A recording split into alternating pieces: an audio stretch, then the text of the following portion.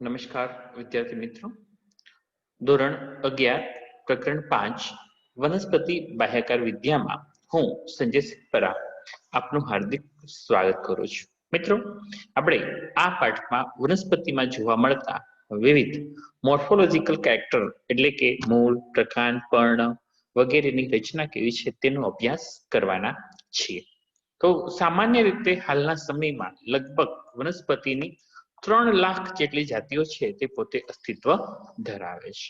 આ વનસ્પતિઓના કદ, સ્વરૂપ, રચના વગેરેમાં વિવિધતાઓ છે તે આવેલી છે.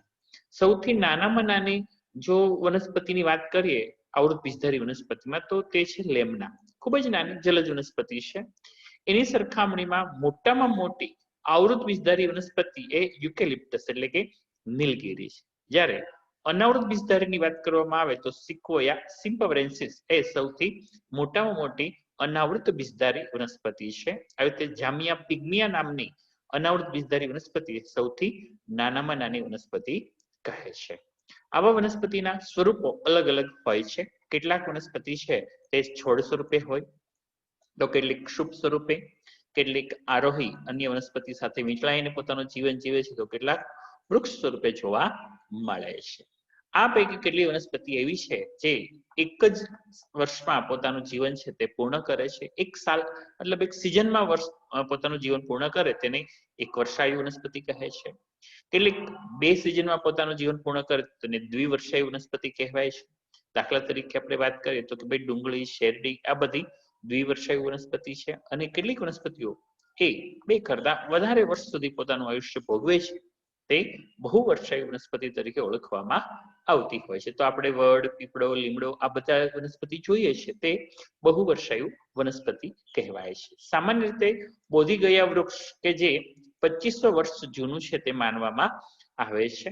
અને વનસ્પતિ એ જે તે વિસ્તારમાં ઉગી નીકળે છે તેને આધારે તે વિસ્તારની વનસ્પતિ તરીકે ઓળખાય છે. કેટલીક વનસ્પતિઓ છે તે રણ પ્રદેશમાં ઉગી નીકળતી હોય તો તેને મરુનિવાસી વનસ્પતિ કહે છે.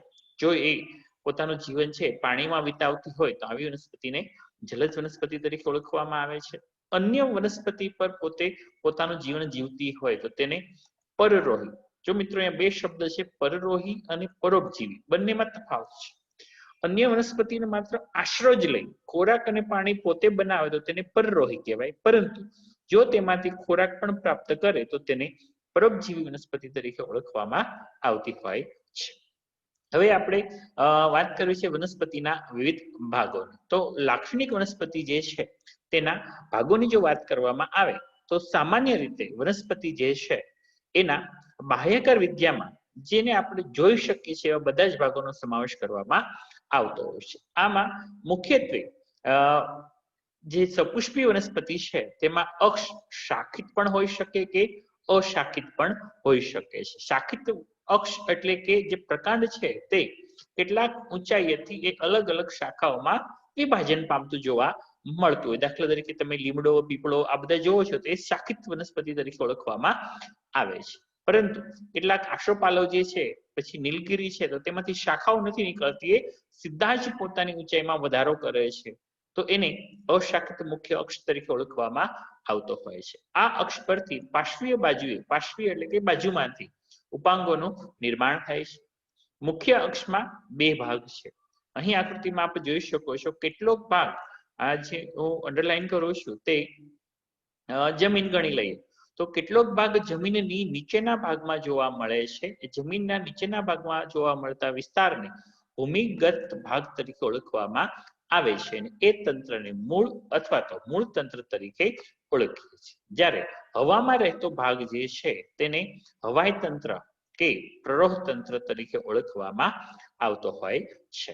સામાન્ય રીતે મૂળની ઉત્પત્તિ એ આદિ મૂળમાંથી થતી હોય છે, જ્યારે પ્રરોહ તંત્ર છે તે બીજમાં જોવા મળતો આદિસ્કંદ નામનો વિસ્તાર છે તેમાંથી એ થતા હોય છે. આવા પ્રરોહ તંત્રમાં પ્રકાંડ, પર્ણ, પુષ્પ વગેરેનો સમાવેશ કરવામાં આવે છે. પુષ્પ છે તે ફલનની ક્રિયા બાદ બીજ પેદા કરે છે.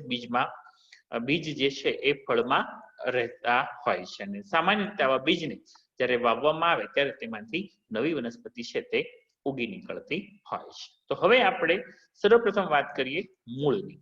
તો મૂળ એટલે શું અને તેના પ્રકારોની વાત કરીએ તો સામાન્ય રીતે વનસ્પતિના અક્ષનો ભૂમિગત ભાગ, ભૂમિગત એટલે જમીનની અંદર આવેલો ભાગ કે જે આદિ મૂળમાંથી ઉદ્ભવે છે તેને મૂળ તરીકે ઓળખવામાં આવે છે. આ મૂળના લક્ષણોની વાત કરીએ તો જમીન અંદર આગળ વધે છે એને આપણે ધન ભૂ આવર્તી તરીકે ઓળખીએ છીએ. પ્રકાશની વિરુદ્ધ દિશામાં છે એટલા માટે તેને ઋણ પ્રકાશાનુવર્તી અને પાણી જમીનમાં આવેલું છે અને જમીનની અંદર જ આ મૂળ આગળ વધતા હોય છે ધન જલાનુવર્તી તરીકે ઓળખવામાં આવે છે.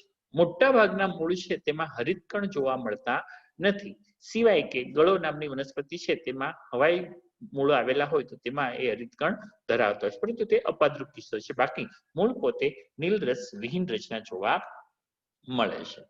જે મૂળ ભ્રૂણમૂળમાંથી ઉદ્ભવે છે તેને સ્થાનિક મૂળ અથવા તો પ્રાથમિક મૂળ તરીકે ઓળખવામાં આવે છે અને આ પ્રાથમિક મૂળમાંથી ઉદ્ભવતા અન્ય મૂળ છે તેને અસ્થાનિક મૂળ તરીકે ઓળખવામાં આવે છે અથવા તો વનસ્પતિના અન્ય ભાગોમાંથી, બરાબર, એટલે કે આદિ મૂળ અથવા તો ભ્રૂણમૂળ સિવાયના ભાગમાંથી જ્યારે મૂળ પેદા થાય ત્યારે તેવા મૂળને અસ્થાનિક મૂળ એટલે કે એડવેન્ટેશિયસ રૂટ તરીકે ઓળખવામાં આવતા હોય છે. આવા મૂળ દ્રાક્ષ, પ્રકાંડ કે પર્ણના ભાગોમાંથી ઉત્પન્ન થઈ શકતા હોય છે.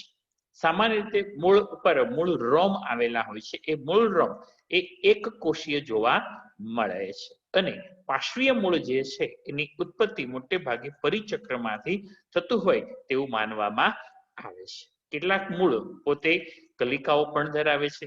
આ કલિકાનો ઉપયોગ વાનસ્પતિક પ્રજનનમાં છે તે જોવા મળતો હોય છે, બરાબર. તો મિત્રો આ આપણે વાત કરી મૂળની કે આદિ મૂળમાંથી પેદા થાય તો તેને સ્થાનિક મૂળ કહેવાય છે. એ સિવાયના કોઈ પણ ભાગમાંથી મૂળ પેદા થાય તો તેને અસ્થાનિક મૂળ તરીકે ઓળખવામાં આવતા હોય છે. આવા મૂળના મુખ્ય બે પ્રકાર છે, એક સોટી મૂળ અને બીજા છે તંતુમય મૂળ.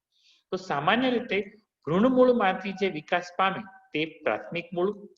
આવા પ્રાથમિક મૂળમાંથી સમયાંતરેમાંથી દ્વિતીયક મૂળ અને તેમાંથી બહુ બધા તૃતીયક મૂળ છે તે જોવા મળતા હોય છે. તો આમ પ્રાથમિક મૂળમાંથી દ્વિતીયક મૂળ, તેમાંથી તૃતીયક મૂળ, તો આવા જે મૂળ હોય છે તેને સોટી મૂળ તરીકે ઓળખવામાં આવે છે. આ સોટી મૂળમાં પ્રાથમિક મૂળ એ પ્રમાણમાં વધુ લાંબુ જોવા મળે છે અને જમીનમાં ઊંડે સુધી ખૂંપેલું હોય છે અને તે ખૂબ એટલે ખૂબ વનસ્પતિને મજબૂતાઈ બક્ષતું હોય છે.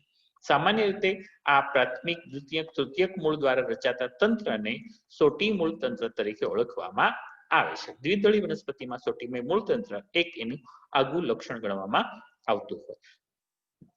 હવે એકદળી વનસ્પતિ જે છે એમાં ભ્રૂણમૂળમાંથી ઉદ્ભવતા મૂળ ખૂબ જ અલ્પજીવી હોય છે. થોડા સમય બાદ તે નાશ પામે છે, પરંતુ એ સમય દરમિયાન એ આદિ મૂળની ઉપરનો વિસ્તાર જેને આપણે અદ્રાક્ષ કહીએ છીએ, આ અદ્રાક્ષમાંથી અને પ્રકારના તલસ્થ ભાગેથી પાતળા તંતુ જેવા મૂળ પેદા થાય છે.